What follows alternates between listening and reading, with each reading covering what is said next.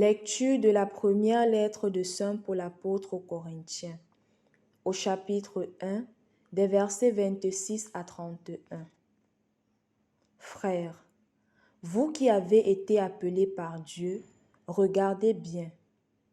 Parmi vous, il n'y a pas beaucoup de sages aux yeux des hommes, ni de gens puissants ou de haute naissance.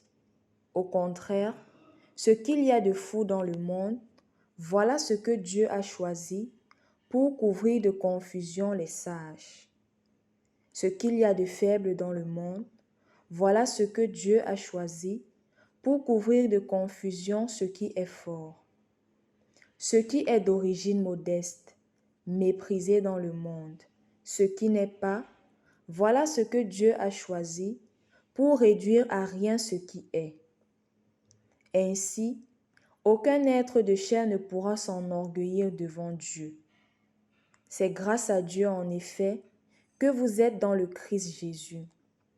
Lui qui est devenu pour nous sagesse venant de Dieu, justice, sanctification, rédemption. Ainsi, comme il est écrit, celui qui veut être fier, qu'il mette sa fierté dans le Seigneur. Au nom du Père et du Fils et du Saint-Esprit. Amen. Loué soit Jésus-Christ. Chers frères et sœurs dans le Christ, continuons notre méditation sur la première lettre de Saint Paul apôtre aux Corinthiens. Paul continue son discours débuté hier en faisant comprendre au peuple de Corinthe, parlant justement de la sagesse, parce que dans cette communauté, on se disait que c'est celui qui a fait de grandes études qui est à même de parler, celui qui est de classe sociale plus élevée qui est à même de parler, c'est celui qui a un niveau intellectuel plus élevé qui est à même de parler. Et Paul dit qu'on n'a pas besoin de cela pour connaître Jésus. Il donne l'exemple de la communauté dans laquelle il se trouvait. Et il a fait comprendre que parmi vous, il n'y en a pas ainsi. Il n'y a pas de personnes de très grandes études, des personnes qui sont nées de très grandes familles. Mais Dieu vous a choisi. Parce que la logique humaine n'est pas la logique de Dieu. Dieu ne choisit pas des personnes parce qu'ils sont riches. Dieu ne choisit pas des personnes parce qu'ils sont de couleur. Dieu ne choisit pas des personnes parce qu'ils sont plus intelligents. Dieu ne choisit pas des personnes parce qu'ils viennent de telle province, de telle région, de telle nationalité. Dieu ne choisit pas. Dieu choisit les personnes selon sa grandeur, selon son plan infini, qui n'a rien à voir avec la logique humaine. C'est pour cela qu'il dit que ce qu'il y a de grand dans ce monde, Dieu a pris cela, a mis de côté. Et c'est ce qu'il y a de fou dans ce monde que Dieu élève. La logique de Dieu a toujours été la même.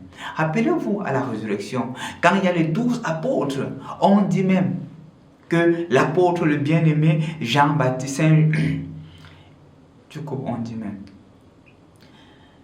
les 12 apôtres, il y a même l'apôtre bien-aimé, il y a celui à qui le Seigneur a remis les clés de l'église, Saint-Pierre, mais la première personne qui a la grâce de la résurrection, ce ne sont pas les apôtres, c'est justement une femme, la femme qui était considérée comme seconde classe dans la culture juive. C'est ça la logique de Dieu.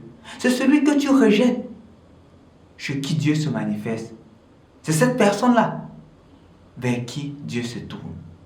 C'est justement pour cela que mon frère, ma soeur, ne te dis pas qu'il y a des personnes qui soient plus proches de Dieu que toi. Parce que malheureusement, c'est la tendance de plus en plus qui se repent. Puisque celui-ci est pasteur, puisque celui-ci est prêtre, il est plus proche de Dieu que moi. Il a plus de grâce. Non, Dieu coupé, il a plus de grâce. Chacun d'entre nous a la possibilité d'être proche de Dieu. Et justement, le rôle du prêtre, c'est de t'amener à faire davantage cette expérience de Dieu et justement à devenir un grand saint d'aujourd'hui et de demain. Rappelle-toi, ce n'est pas tous ceux qui sont prêtres qui sont devenus des saints aujourd'hui. Hein? Et il y a des laïcs. Sainte Jeanne Beretta Molla, qui était une femme médecin. Et justement, dans sa petite profession, le Seigneur l'a choisie. Sainte Maria Goretti, très jeune à son âge, qui était de famille très modeste, mais qui avait une foi ferme, une foi convaincue et convaincante, qui reste ferme dans sa foi au point de donner la vie pour ne pas se souiller. Le Seigneur veut faire de toi aussi aujourd'hui, mon frère, ma soeur, un outil pour son évangélisation. Ne dis pas que tu es jeune, ne dis pas que tu es incapable, parce que le Seigneur pose son regard d'amour sur toi. Malgré les critiques que les autres te font, malgré les humiliations que tu subis, le Seigneur a un autre plan. Et justement, le Seigneur prendra ta petitesse et la transformera selon sa grandeur. Au nom du Père et du Fils et du Saint-Esprit. Amen.